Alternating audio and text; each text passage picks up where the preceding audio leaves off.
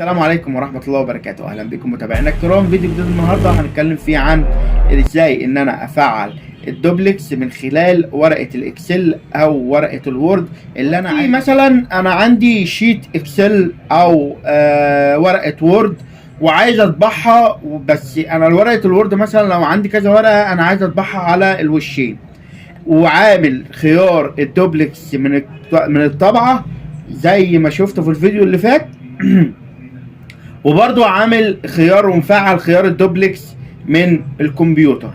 دلوقتي بقى ننتقل للمرحلة اللي بعد كده، وازاي نفعل خيار الدوبلكس او ان انا اشغل المكنة وش وظهر تطبع وش وظهر من خلال شيت الاكسل، لان في بعض الشيتات ما بتبقاش مثلا متفعلة عليها الخاصية دي، وبالتالي فانت برضو مهما تطبع هتطبع لك ورقة ورقة.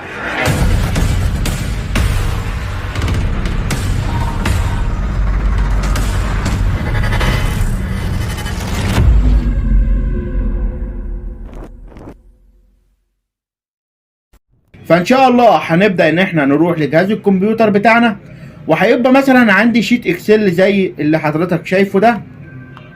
هبدا ان انا اختار فايل، ومن فايل هختار برنت، ومن برنت هيبدا يظهر لي في القائمه الجانبيه ديت عندي الخيار ده برنت وان سايد.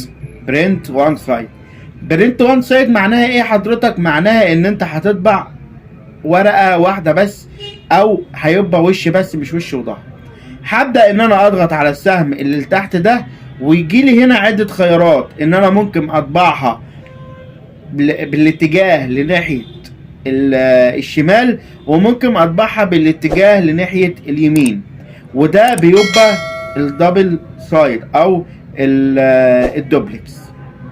يعني انا لو اخترت اي خيار من ده اللي هي برنت وان سايد ديت او ديت، يبقى انا كده فعلت خيار الدوبلكس من خلال شيت الاكسل، وخلاص كده ان شاء الله تبدا الطبعه تطبع معاك وش وظهر، وتكون فعلت الخيار من خلال الدوبلكس ده. طيب انا دلوقتي اخترت اهوت، بمجرد ان انا ما هضغط برنت هنا يبقى انا كده اديته الاوردر للطبعه، والطبعه هتبدا تطبع لك الورقه وش وظهر.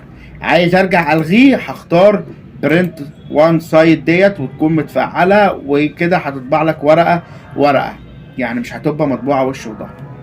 طب ده بالنسبه لشيت اكسل. طب لو ورقه مثلا وورد زي ديت، نفس الخطوات اللي انا عملتها في شيت الاكسل هي تعتبر نفس الخطوات اللي انا هعملها في برضو ورقه الوورد. هبدا ان انا اختار فايل، ومن فايل هختار برنت، ومن برنت هنا هيجي لي برضو نفس الكلام بنفس الاختيارات اهو برنت وان سايد. وعلى فكرة بتختلف من نسخة الوورد لنسخة تانية، او من حزمة المايكروسوفت عموما بتختلف مكان الخيار ده من نسخة لنسخة، يعني 2013 غير 2010 كده، او 2019 غير 2013. ففي كل ملف او في كل حزمه مايكروسوفت بتختلف مكان الجزء اللي انا بتكلم فيه النهارده ده من حزمه لحزمه. فهختار برضو نفس الكلام وان بون سايد، اللي هو هتطبع يمين هتطبع شمال كده. فهختار الاختيار اللي انا عايزه المناسب ليا، وبعد كده هعمل برنت فهتبدا تتفاعل معايا. مش عايز الخيار يفضل متفعل، هرجع تاني هنا واختار وان سايد، يبقى هيختار لي ورقه في الشيت، يعني مش هيطبع لي الورقه وش وظهر. ده كان الفيديو الخاص بان انا ازاي ورقه وورد من خلال الدبل او الدوبلكس اللي هو الطباعه على الوجهين. يا رب يكون الفيديو عجبكم. لو عجبكم الفيديو ما تنسوش تدعموا القناه باللايك والاشتراك. اشوفكم في فيديو جديد، والسلام عليكم ورحمه الله وبركاته.